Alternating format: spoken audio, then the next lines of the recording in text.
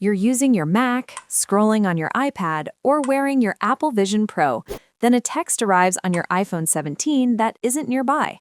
Instead of stopping what you're doing to reach for your phone, your iPhone 17 lets you forward SMS, MMS, and RCS messages to your other Apple devices, so you can read and reply from wherever you are.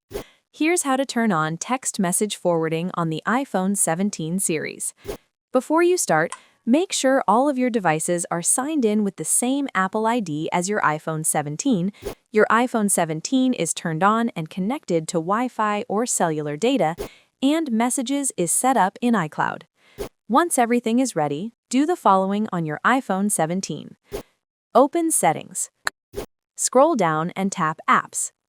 Find Messages in the list and tap it. In the Messages settings menu, scroll to find Text Message Forwarding, then tap it. You'll see a list of your other Apple devices using the same Apple ID. Turn on the switch next to the device where you want to send and receive your iPhone text messages. Once enabled, you can read and reply to your conversations directly from that device without needing to hold your iPhone.